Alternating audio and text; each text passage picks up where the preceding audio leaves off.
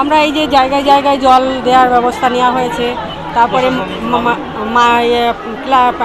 আমার পার্টির থেকে মাইক নিয়ে বসেছে, সব জল দিচ্ছে। তারপরে কারো কিছু জিনিস হারিয়ে গেলে, কেউ অসুস্থ হয়ে গেলে তাদের হসপিটালে নিয়ে যাওয়া, মেডিকেলের ব্যবস্থা আছে।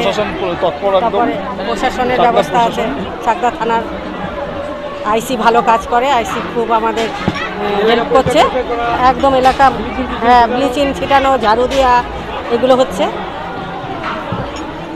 আর এই মেলাটা বহুদিনের পুরানো মেলা। এই মেলা আমাদেরও জন্মের আগে। কত বছরের বলা যাবে না কত বছরের পুরনো মেলা। আমার নাম বাসন্তী মাঝি, 5 নম্বরের কাউন্সিলর। আমার বাড়ি এখানে, আমার শ্বশুর বাড়ি এখন কৃষ্ণনগরে। এখানকার মেয়ে আমি। প্রত্যেক বছরে আসা হয়।